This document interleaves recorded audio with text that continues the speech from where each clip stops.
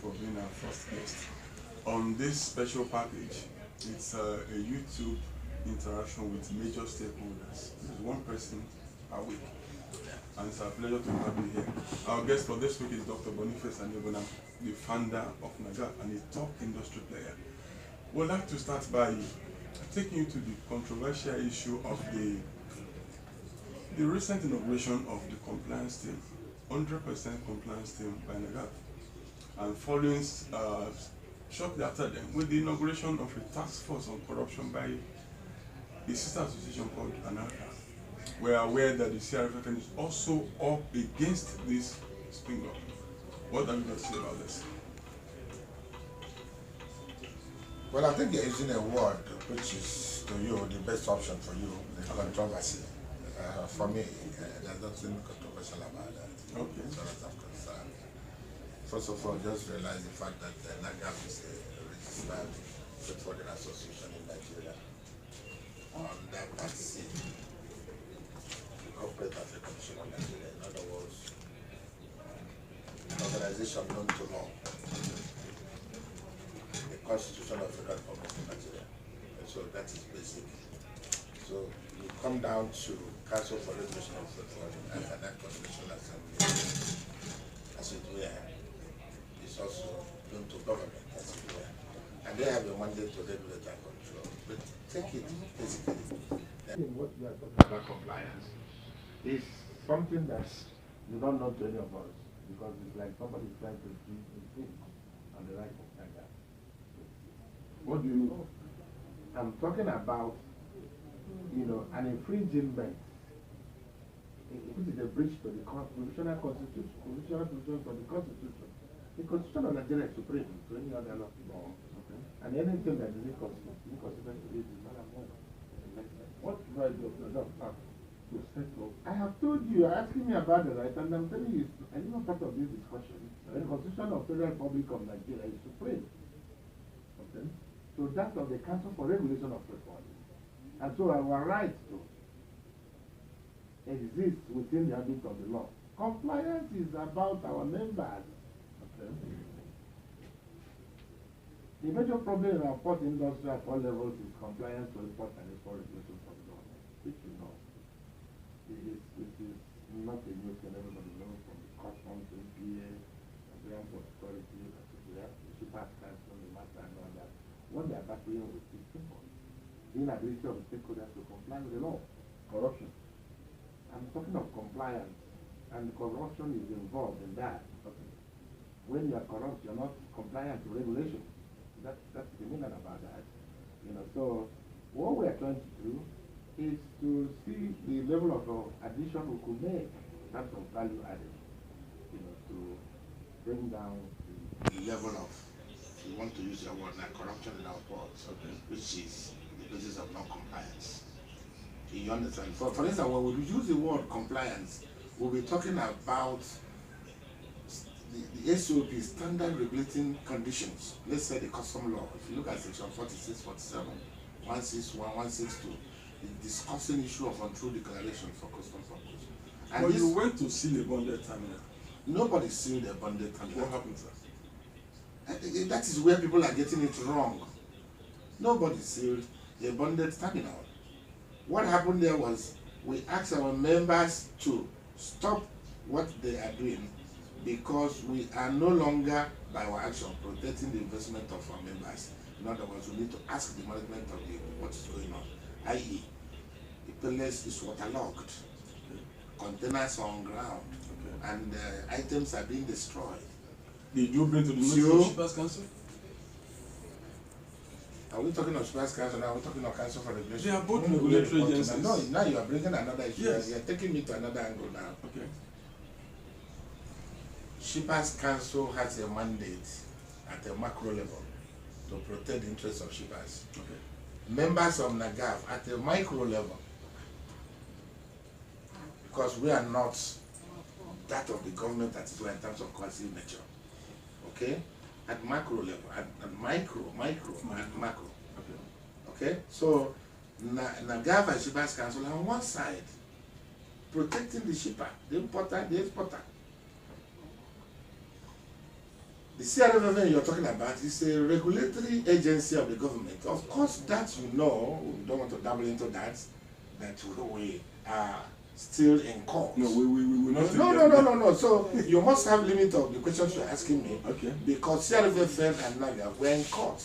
We are still saying that CRFFN is not an agency of the government. But that is not relevant here. It is relevant because in terms of regulation, they don't have that mandate to regulate us, as it were. Because the chairman, listen to what I'm telling you. certified by CRFFN. See, we are under the supervision of the Transport Ministry at the initial of the statute. Okay? We are to regulate ourselves. And that is why Nigeria today is wrong for CRFFN to represent Nigeria in FIATA, the global body of freight forwarders. You know that, and I think that is an issue that the global body is asking questions. It's like FIFA and football. But that's another thing. So let's get back to what you are saying. Compliance team of NAGAV is to add value and protect the interests of our members in the ports. Okay. We want them to be compliant to import regulations. We want them to make genuine declaration for custom purpose. We want them to follow the standard procedure for Standard Organization of Nigeria, NAFDAC, and other regulatory agencies. Are you comfortable? Self-regulation, and they are members of NAGAV. And that is what ANACA is also trying to do, to let their people understand that it is time we stay out of corrupt behavior. Now, are you comfortable? Are you not embarrassed that the CRFFN has stamped your actions illegal? Why will I be embarrassed? It's at liberty to do what he wants to do. That's regulation. See, regulation is not in doubt, and I have told you the background that we are duly registered by the Corporate Affairs Commission of this country under the law. You are in conflict with CRFFN. We are not in conflict with them. We are not. And the CRFFN, if they are really to regulate and control us, I'm sure they should have known that freight forwarders of this country are suffering so much because of us. And you have taken the law into your hands? It's not taking laws into our hands. They registered us for collaboration. Remember that we existed before the CRFFN came into being. And we expect them to do better, to add value for us to see why they are regulated. Things are becoming more difficult for us. And the CRFFN has failed you. If you want to hear that clearly, we regret having it. It's too punchy. No, I'm telling you, I'm the founder of NAGAV, and the NAGAV facilitated the emergence of CRFFN. It's on record. How many years now? If you want us to discuss CRFFN, it's a different thing completely. But we are doing everything for CRFFN to stand because it is the strength we have to add value in our professional standards. Now, CRFFN, I want you to know, is made to organize and bring all the contending voices together and then create a level of professionalism in our operations. Okay? And that has eluded us for almost 50 years now. Nothing is working. Now, the act is about to be amended. What will be your input? The act is amending through the back door, as it were now, because even though I've seen the National Assembly saying that, yes, nobody is doubting it, they have the statutory function of making good laws in the country. But a matter that is before the appeal court, if you go behind to amend it, it's like, you know... But if everything had gone very well, which... The things we are canvassing in court, at the appellate court, is things they want to amend. Like what? CRFFN is not an agency of the government. The amendment and they are trying to make it now that it's an agency of the government. Okay. They are trying to amend the issue of tenure. You understand? You can go on and go on. Are you comfortable that the chairmanship should also be appointed by the president? It can only be appointed by Mr. President when it is an agency of the government. Okay. And now, by fiat, by ruling of the court that is an agency of the government, one begin to wonder what kind of country are we into. You know, the chairman of the council, as it were, the statute says he must be an elected member from the register of freight forwarders. So how does the president come into it? The chairman was elected. So how does the president now appoint him? Okay. That's what the act will be amended to take care of that. So why amend? So you are trying to breach the act. The wise men of the National Assembly know what they did. Why are we turning it around? Are they foolish? No. No, I should ask you the question because the members of the National Assembly are wise men. They are wise men. They are wise men. Or you don't know? Would you believe in their judgment? And their job is to make good laws for the good governance of our country. Okay. So if you go around and turn it, something is wrong. That is tantamount to foolishness. If you choose that word, that's left for you. But I am saying that something is wrong. But eventually, has NAGAP made an input into the amendment process? We have sent in our position that we're in the appeal courts against those things they want to amend. Because they got it through the back door, as far as I'm concerned.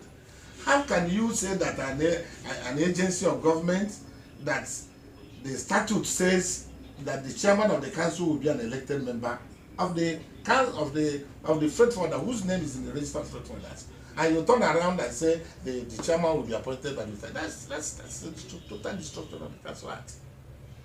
That's not what it is. And they know really why they are doing all those nonsense they are doing, because if you look at Section 6 of the Council Act, and if you want us to go into that now, no, we may not. The Council Act tells you how to fund the organization. Okay. But what have we got now? The government is spending money where they are not going to spend money. The Act provided how to sustain and fund the organization, the council. And you people jettisoned it and prefer to go to the federation account and be collecting money there. Why? Now, Doctor, if these are money that government should have used to do something else. Now, I would rather have thought that if other stakeholders are submitting themselves to the amendment process, NAGAP ought to do that. Are you telling us to withdraw our case in court? No, but that's I'm not. No, I'm asking you. Do you want us to withdraw our case? I'm not a NAGAP member, so I can't say that. No, then you don't need to ask me that. We're in court. We're in appeal courts, and the National Assembly is properly informed. The CRFN transport is not properly informed. It means that does not stop us from, because it's a friendly act. It's a friendly suit. What do you mean by friendly? A friendly suit is interpretative. Can you interpret for the purpose of this one? No, that is where court comes in. That's where we want court to really interpret and tell us whether this CRFN Act is, is being an agency, being made to be an agency of the good in perspective or not. It's a friendly suit. We are still member of the CRFN, so that's why it's friendly. If it's not a friendly suit, we're not supposed to be in CRFN. Will you be obliged to withdraw that suit one day? No, we won't be able to do that. It's not because of us, but it's for posterity. But if the National Assembly go ahead and amend it, that is the end of the matter. So but we will take it to Supreme Court and we'll get it right. If we fail at the Supreme Court, that's all. Okay. Yeah. I'd like to thank you on that note. Yeah. Thank you very much, sir. Yeah.